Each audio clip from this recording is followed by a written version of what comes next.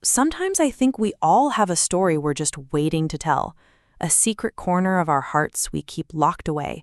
And maybe, just maybe, telling it out loud is the only way to finally set ourselves free. If this story touches you in any way, consider joining our little family here by subscribing. It helps me share more of these quiet moments with you. The air in my kitchen has always smelled of comfort. Cinnamon, coffee, and the faint, sweet scent of my grandmother's lemon polish on the old oak table. It's a scent I've cultivated and cherished over 4 decades, a tangible expression of the stable, predictable life I've built. I'm Esther, 62 years old, and my life has been, for the most part, a predictable melody. My husband, Frank, and I have lived in this same house in Savannah, Georgia for 40 years. Our life has been a quiet rhythm of seasons, Sunday dinners with our children, and the comforting creak of our porch swing. But on a late spring evening, the rhythm faltered, and a new, discordant note was struck. My daughter, Lily, at 35, was our pride and joy. She had been the perfect daughter, the honor student, the college graduate, the successful project manager in Atlanta. She was methodical, organized, and sensible, just like her father. When she called to say she was bringing a man home, I was thrilled.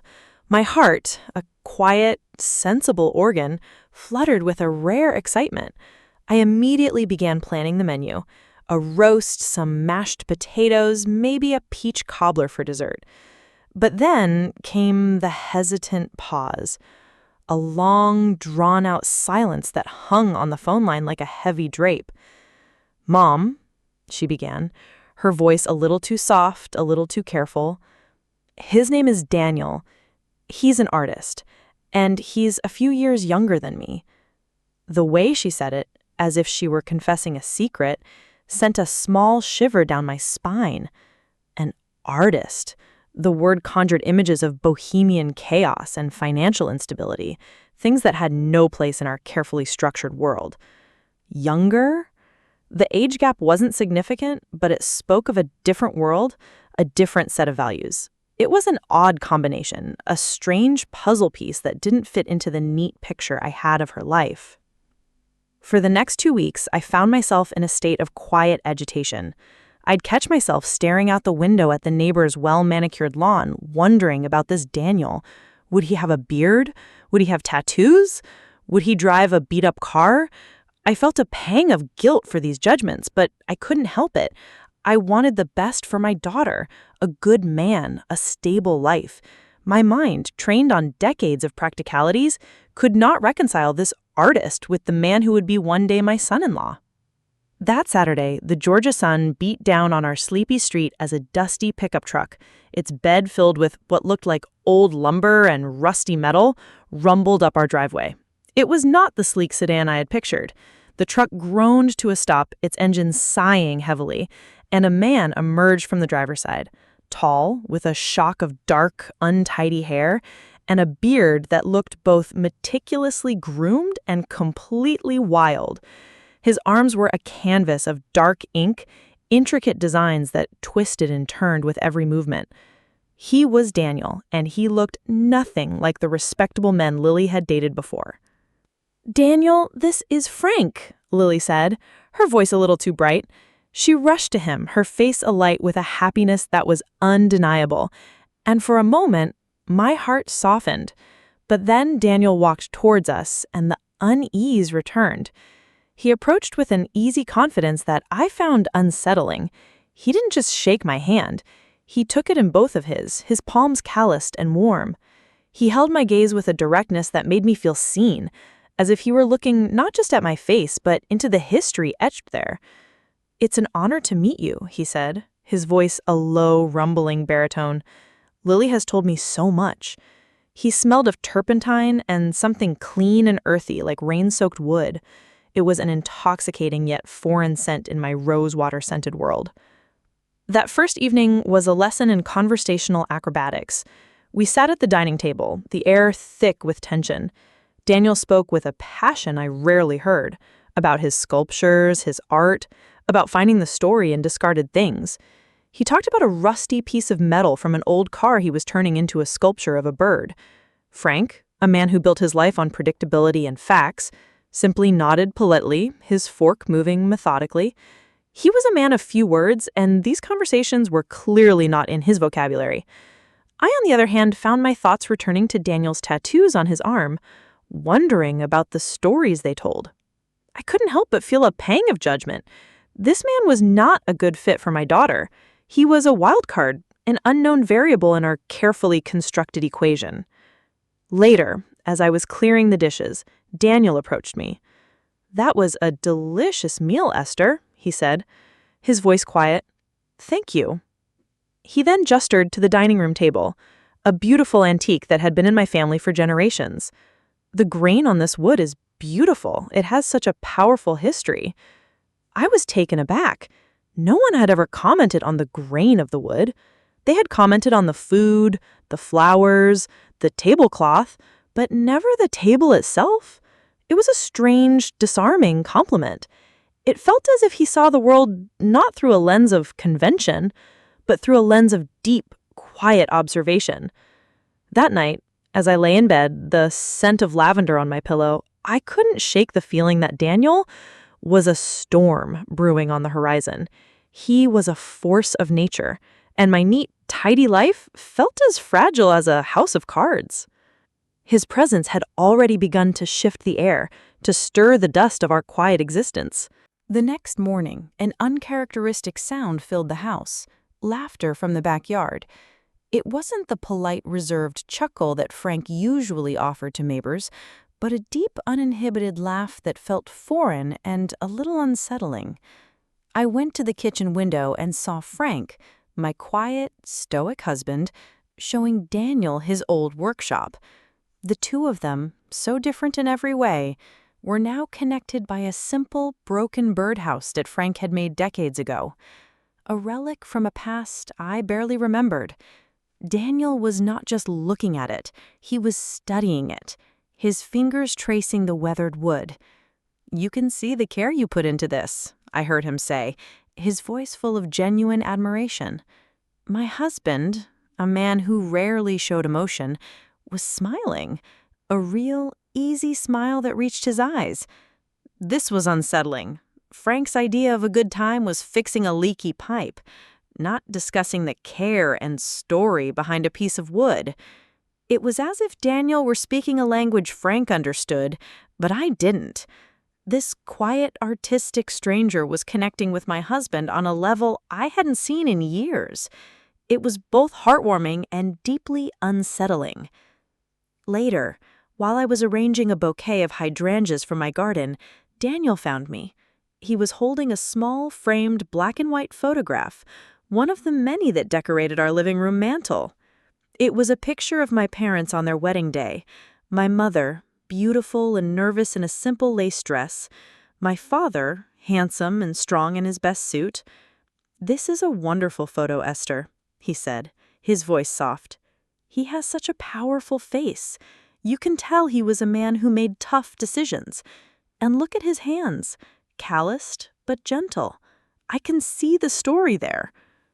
My father was a simple man, a farmer, a good provider. There was no hidden story. The pride I usually felt when looking at that photo was now mixed with a strange defensiveness. I felt a sudden urge to protect my parents' memory from this prying stranger. My father was a good man, a farmer, a man who provided for his family. That's all there is to know. But Daniel didn't flinch. He just smiled sadly. I'm sure he was. But goodness doesn't mean a life without secrets, does it? Sometimes the kindest people have the heaviest secrets to bear. His words, so casually spoken, hung in the air. Secrets? My parents? It was an impossible thought. My mother, Mary, was a pillar of quiet strength, a woman who lived her life by the book. My father, Arthur, was an honorable man. Yet Daniel's observation that goodness and secrets could coexist planted a tiny seed of doubt in my mind. For the first time, I looked at the photo not just as a memory, but as a potential mystery. My grandmother had always told me my parents' life was a fairy tale of quiet contentment, and I had believed her my whole life. Now, I wasn't so sure. That evening, after a dinner that was more stilted than the last, I found Daniel alone on the porch swing, the warm night air thick with the scent of jasmine. I sat down beside him, the old chains groaning under our combined weight. "You seem to see things that others don't," I said, the words surprising even me. He turned to me, his eyes full of a kindness I wasn't expecting. "Everyone has a story, Esther," he said quietly. "Some just bury them deeper than others. They think it's safer that way. But the stories always find a way to come out, one way or another." His words hung in the air, thick and heavy like the humidity. It felt as if he was talking about my parents, about my life, about the things we all keep buried. I remembered my mother, a woman who never spoke of her past, a life lived so quietly that it felt like a ghost. I had always thought it was just her way, but now I wondered, was she burying something? A question formed on my lips, a question I had never even thought to ask before. "Daniel," I began, my voice a whisper, "have you ever wondered if the stories we tell ourselves are the real ones?" He looked at me, a deep understanding in his eyes. He didn't answer, but his silence was more profound than any words could have been. And in that silence, a tiny crack appeared in the foundation of my life, a small sliver of doubt that Daniel, the tattooed stranger with the artist's soul, had so easily pried open. I knew then that my life was not just a simple story, it was a book with hidden chapters, and Daniel had just handed me the key. The next morning, the house felt different. The air was charged, not with tension, but with a strange, quiet energy. It was as if Daniel's presence had settled, and in its wake, the silence that had once been comfortable was now an invitation. Daniel, with Lily by his side, asked if they could explore the attic. He was looking for old furniture he could restore, he said, but I had a feeling he was looking for more than that. He was looking for stories. Frank, to my surprise, offered to help. I watched as the three of them disappeared up the creaky stairs, a cloud of dust rising behind them, a visible disruption in the stillness of our home. An hour later, they came down, their faces flushed with excitement and smudged with dust. In his hands, Daniel held a small, wooden box. It was my mother's sewing box, a simple thing that I had seen my whole life, but had never really looked at. The paint was chipped. The wood was worn smooth in some places from her touch. Daniel had found it tucked away behind some old trunks, almost as if it had been deliberately hidden. Inside, beneath spools of thread and thimbles, was a stack of letters tied with a faded blue ribbon. The handwriting was my mother's. My heart hammered in my chest. I had never seen these. They were addressed to a woman named Beatrice, a name I didn't recognize. The letters were crisp and a little yellowed with age, a silent testament to a life I thought I knew everything about. Lily, ever the practical one, suggested we read them. "Mom, these might be important," she said, her eyes bright with intrigue. I hesitated. "These are private, Lily," I said, my voice trembling slightly. "They were Mom's." But a part of me, the part Daniel had awakened, ached to know what secrets my quiet mother had kept hidden. The part of me that was no longer content with the simple, fairy tale narrative. We sat together on the sofa, the three of us, in the late afternoon sun that streamed through the window, illuminating the dust motes dancing in the air. Lily, her voice a little shaky, began to read the first letter aloud. The words were simple, but the meaning was profound. My mother, Mary, had been a seamstress before she married my father. But it was more than a job. It was her dream. The letters were filled with vivid descriptions of fabrics, sketches of elegant dresses, and her ambitious plans to open her own tailor shop in downtown Savannah. She wrote about the joy of creating something with her own hands, of seeing a beautiful piece of art come to life. Her words were full of a passion and energy that I had never associated with my mother. But then, the letters changed. The hope in her words began to fade, replaced by a quiet resignation. She wrote about meeting my father, a good, steady man, a man who was a farmer, who needed a wife to raise a family, not a businesswoman to run a shop. The last letter was a short note simply stating that she was getting married and putting her dreams aside. She wrote, "It is the right thing to do. It's what a good woman does for her family." I felt a cold shiver run down my spine. The woman in those letters was not the mother I knew. My mother, the quiet woman who baked pies and tended her garden, had once been a dreamer, an artist in her own right, just like Daniel. She had given up her passion for a life of duty, a life that, for her, was not a choice, but a requirement. My heart ached for her, for the dreams she had quietly buried, for the part of herself that she had sacrificed.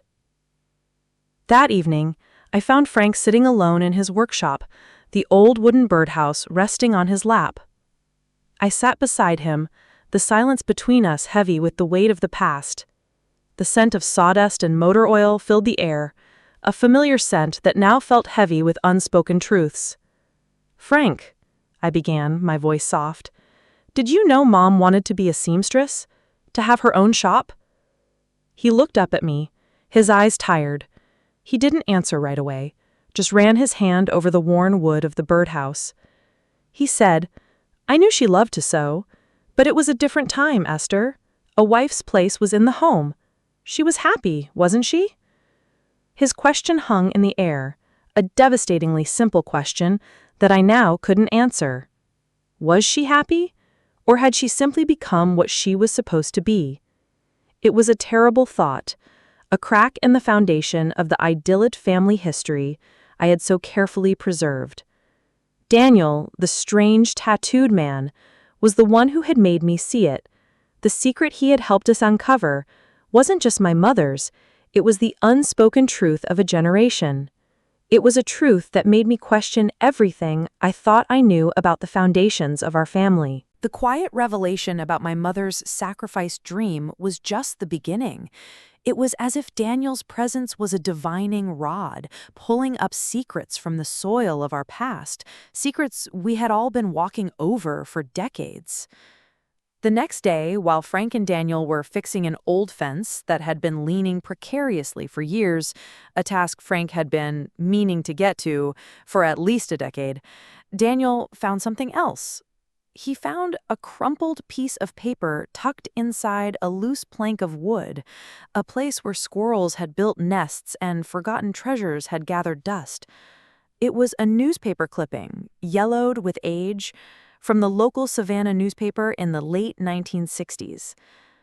"Local musician wins regional talent show," read the headline. The photo, blurry and faded, showed a young man with a mop of dark hair, a confident smile, and a guitar in his hands. He was standing on a small stage, a single spotlight illuminating him. His name was Frank Carter. I stared at the name, a name I had known my entire life, but attached to a person I didn't recognize. My Frank, the steady, predictable man who now spent his days fixing leaky faucets and tending his vegetable garden, had once been a musician, a performer, a dreamer. I felt a pang of something akin to grief. The man in the photograph, full of hope and a wild, rebellious energy, was a ghost I had never known. I remembered my father telling me that Frank had given up his foolish dreams of being a musician to settle down with me. I had always taken it as a sign of his love, a testament to his maturity. He had chosen me over a pipe dream. But now, after reading my mother's letters, I felt a new pang of guilt. Had I been the reason he gave up his dream? Had my love, my family, become his golden cage? That evening, I found Frank in his workshop, his tools lying idle on his workbench. The scent of sawdust and motor oil, usually a comfort, now felt heavy with unspoken truths. I held the crumpled newspaper clipping in my hand, my fingers trembling. "You were a musician?" I asked, my voice barely above a whisper. He looked at the clipping, his eyes distant, lost in a memory I could only guess at. He reached for it, his hands, so familiar to me, now seemed to hold a new, hidden history. He said, "That was a long time ago, Esther. It was before we were married, before I had responsibilities." "Did you ever miss it?" I asked, the words tumbling out of me. "Did you miss the music?" He didn't answer right away. He just stared at the floor, his hands twisting a worn handkerchief, a handkerchief my mother had embroidered for him decades ago. He finally said, "I had a choice to make, Esther. I had a family to provide for. I chose you. I chose this life." His words, meant to be a comfort, felt like a heavy weight. He hadn't just given up a hobby, he had given up a part of himself. And I, unknowingly, had been part of that sacrifice. The life we had built together, a life I had always thought was so perfect, was a life born of unspoken compromises and lost dreams. The next day, Daniel, with his uncanny ability to see into the heart of things, invited Lily and me to his studio. It was a beautiful, chaotic mess of canvases, paints, and half-finished sculptures. The air was thick with the scent of turpentine and possibility. He was working on a new piece, a painting of my mother, but not the quiet, reserved woman I had always known. It was a painting of the young woman from the letters, with a fierce, determined look in her eyes and a pair of scissors in her hands, as if she were about to cut away her old life and create a new one. I looked at the painting, a knot forming in my throat. Daniel had seen her. He had seen the artist, the dreamer, the woman she was before she became my mother. He had seen a truth I had been blind to my entire life. And in that moment, I realized that I had never truly known my mother, or my father, or my husband, or most terrifyingly, myself. It was a painful yet liberating realization. The final day of Lily's visit dawned with a sense of inevitability. It was as if all the secrets, all the unspoken truths were finally ready to surface. The humid air, once so heavy with unspoken words, now felt charged with a different kind of energy, anticipation. Frank had been unusually quiet all morning, a silence that was different from his usual reserved demeanor. This was a silence heavy with thought, with a reckoning. We were having a quiet breakfast of grits and eggs on the back porch, the morning sun filtering through the magnolia tree, when a new car, a sleek, modern sedan, pulled into our driveway. It was so out of place in our old-fashioned neighborhood, a flash of chrome and clean lines against the weathered brick of our house. A woman stepped out, impeccably dressed, her silver hair styled in a chic bob. She looked vaguely familiar, but I couldn't place her. Then I saw the look on Frank's face. It was a mix of shock, fear, and a strange sort of relief. "It's your sister, Frank," I said, my voice barely a whisper. "It's Sarah." Frank just nodded, his eyes fixed on the woman walking towards us, the woman I had never met, the sister he had never spoken of, the sister who had left town 30 years ago after a family scandal that I had only ever heard whispers about. My parents had insisted that Frank cut ties with her, that she was a bad influence, a woman who had broken too many rules. And he had, or so I thought. Sarah hugged Frank tightly, the two of them a tableau of a lost past and a hopeful present. When she pulled away, her eyes, so much like Frank's, were filled with a sadness I couldn't understand. "Hello, Esther," she said, her voice surprisingly soft. "I'm sorry to intrude, but I came to thank you." "Thank me?" I was confused. Daniel, sensing the tension, gently pulled Lily aside, his hand resting reassuringly on her back. Frank just stood there, speechless, his face a mask of conflicting emotions. Sarah took a deep breath. "I know you don't know this, but for the past 30 years, Frank has been sending me money. He helped me get through art school. He helped me open my own gallery. He never stopped being my brother, even when everyone else turned their backs on me. My world tilted. The familiar porch swing, the scent of magnolias, the sun on my face, it all felt suddenly unreal. Frank, my quiet, stoic husband, had been secretly defying my parents' wishes for 30 decades. He had been secretly supporting his sister, a woman my family had disowned, a woman who he had sacrificed his own dreams for. All those years, all those unspoken words, all that buried guilt, it was all there in that one moment. The man I thought I knew so well was a stranger to me, a man of quiet rebellion, of hidden loyalties. I turned to Frank, tears welling in my eyes. Why didn't you tell me? I asked, my voice cracking. He said, I was afraid. I was afraid you would be ashamed. I was afraid you would leave me. I was afraid of what your family would say. And in that moment, I saw him for the first time, not just as my husband, the steady, reliable man, but a man who had carried a great weight on his shoulders, a man who had chosen to do what was right, even at the cost of his own peace. He was a man of his word, a loyal brother, a secret rebel, and I loved him more in that moment than I had in all our 40 years together. The next hour was a whirlwind of emotion. Frank and Sarah talked, catching up on 30 years of a lost relationship. Lily hugged her aunt for the first time, her tears streaming down her face. Daniel, the stranger who had brought all this to the surface, just stood back, a quiet smile on his face. He hadn't just changed our lives, he had healed them. He had not given us the answers, but had taught us to ask the right questions. Lily and Daniel left that evening, but the house didn't feel empty. It felt different, lighter.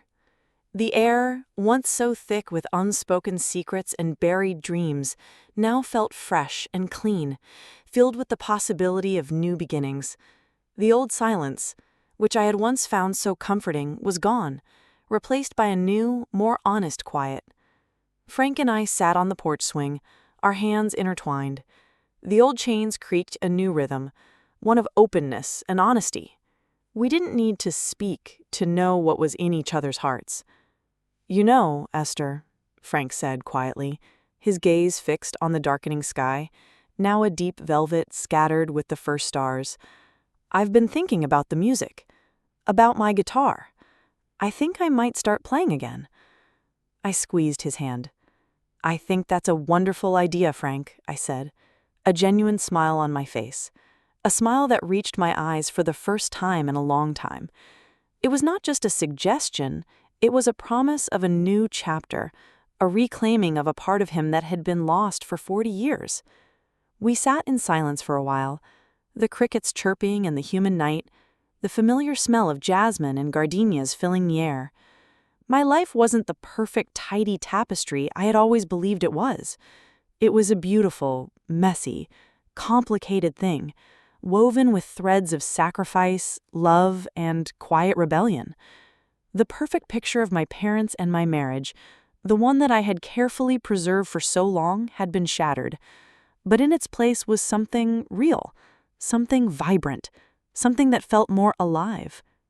Daniel, the tattooed artist, the man who I had so quickly judged, had not come to destroy my life. He had come to reveal it. He had come to show me that a life of quiet duty can also be a life of hidden dreams, of unspoken loves, of secrets that, when finally revealed, don't break you, but set you free. He had not just changed my family, but he had changed me. He had not given us the answers, but had taught us to ask the right questions. He had shown me that true art isn't just on a canvas. It's in the quiet stories we carry in our hearts, in the courage it takes to finally tell them. I don't know what our future holds. I don't know what other secrets we might uncover, or what new dreams we might find buried in the dust. But I do know this. I am no longer just Esther, the wife, the mother, the woman who lives in a perfect house in a perfect town. I am a woman who is finally learning who she is, what she is made of, and who the people she loves truly are. And that, I realized, is the most beautiful art of all. We eventually got up from the swing, and I took Frank's hand, leading him into the house. As we walked through the familiar hallway, I noticed a small framed photo on the wall, a picture of Lily as a child, her face smudged with dirt from playing in the garden. For years, I had seen it as a simple memento. Now I saw it differently. I saw the dirt as a sign of her unbridled joy, of a spirit that was always a little bit wild, a spirit that she had inherited from a past I had never known. I finally understood why she had brought Daniel home. He was a reflection of the hidden parts of our family, the parts that had been silenced for so long. He was a key that had unlocked a door we didn't even know was there. And as Frank and I stood there, hand in hand, looking at that simple photograph, I knew that our journey was far from over. It had just begun. This story, it's a difficult one to tell, a difficult one to live, but I'm glad I did. I hope it made you think, maybe about the secrets you carry, or the dreams you've put on hold. There's a little bit of all of us in this story, I think. Thank you for letting me share it with you, for being here to listen. It means the world to me. If you're ready to hear more stories like this, where we can explore life's beautiful complexities together, I would be so honored if you subscribed. Let's keep these conversations going in the comments below. Tell me, what's a story you've been waiting to tell?